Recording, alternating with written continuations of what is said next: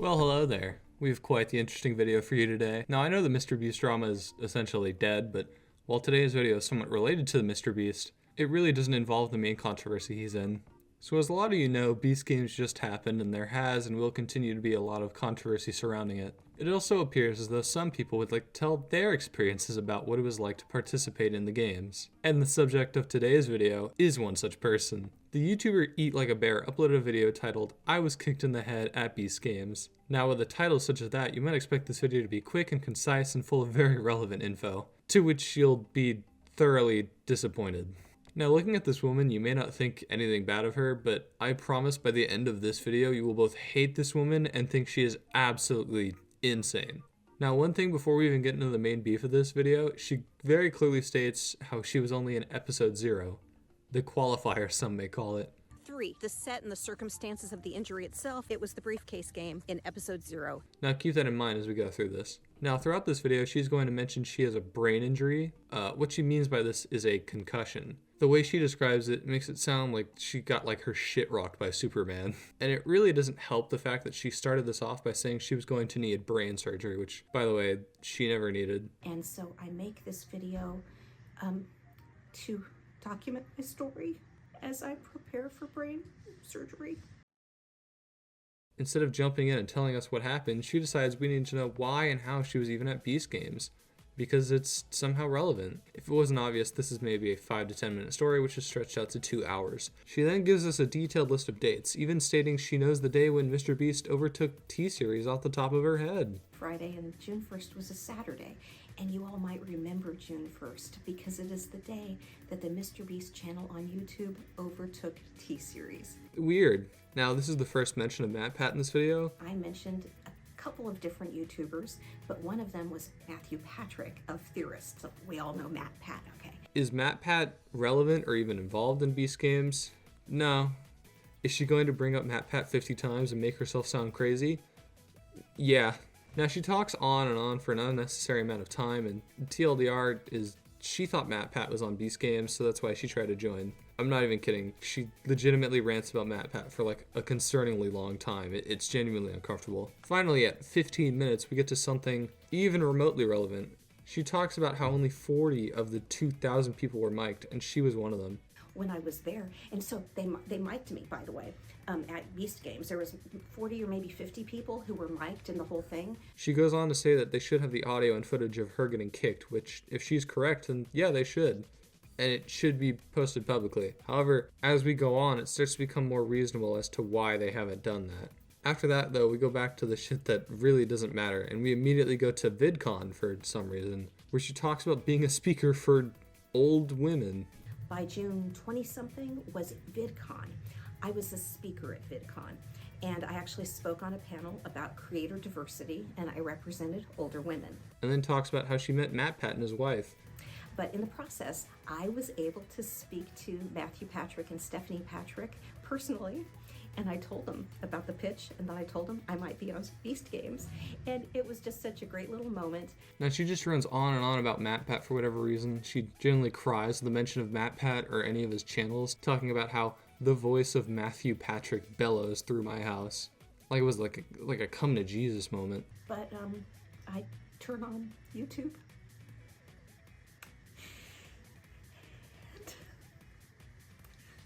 I find usually food theory and find a good episode, and I just turn it way up, and the voice of Matthew Patrick bellows through my house.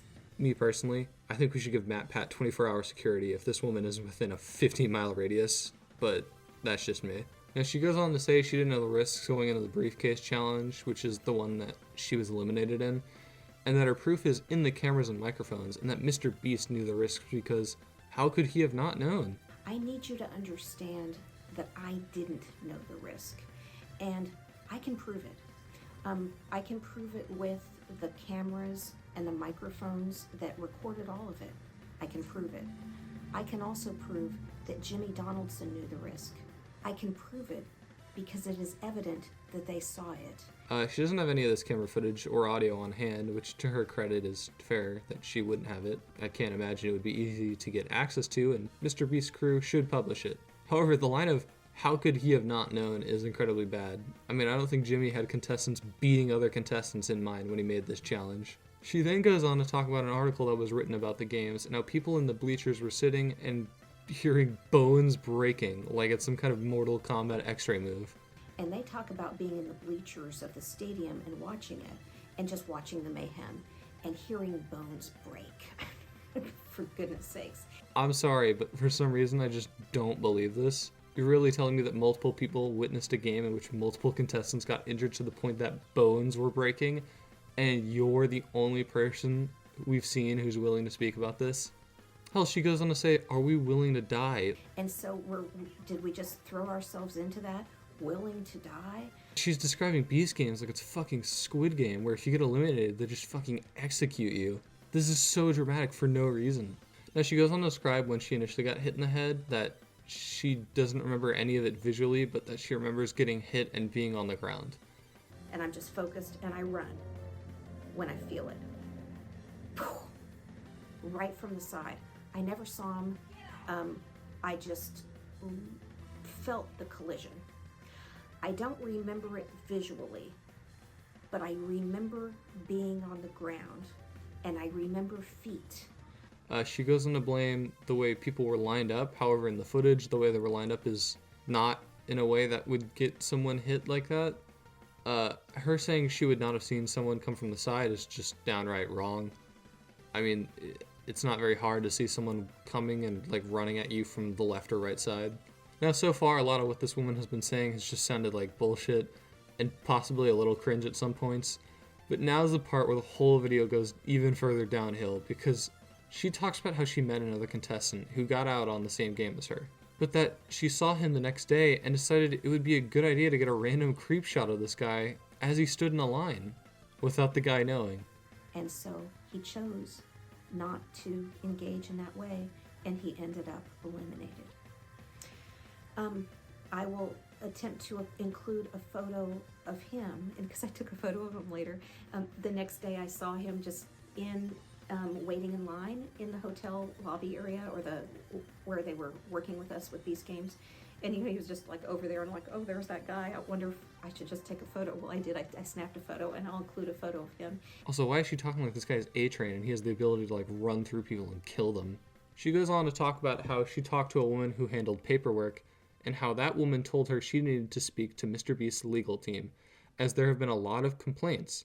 However, after being told she could speak to MrBeast's legal team, she basically says she didn't do that. Instead, she says she talked to Carl, as if that does anything.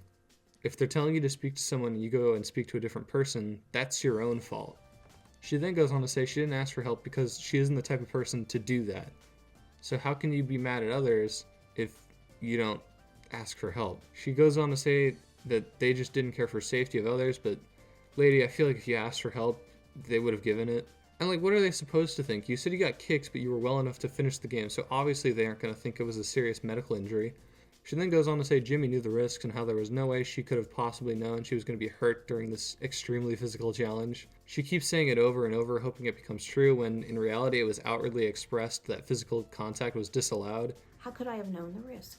How could I have known the risk? Jimmy knew the risk, and he didn't tell me the risk.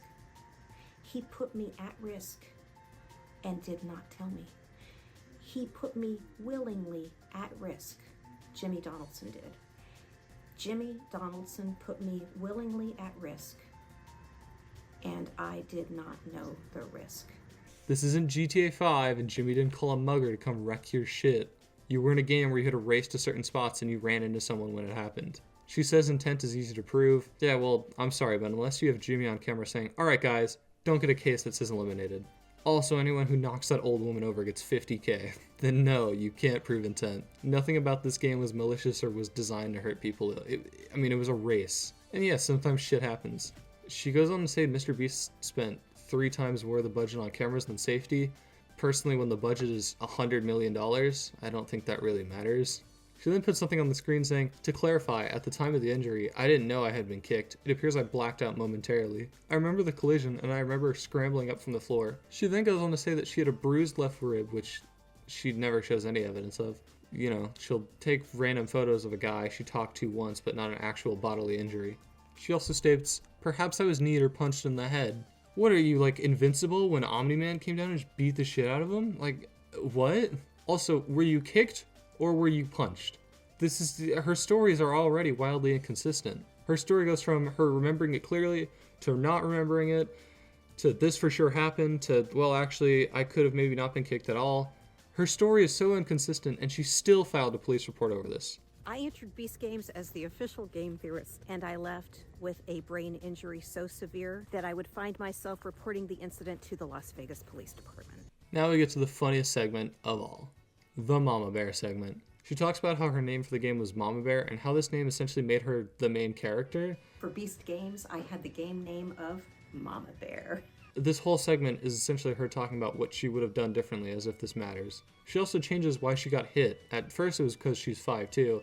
Now it's because she was caught up in all the excitement. And about, like, why is it that I didn't see that danger? And I really think that advice that I was giving people is a big reason why I personally didn't even see the danger.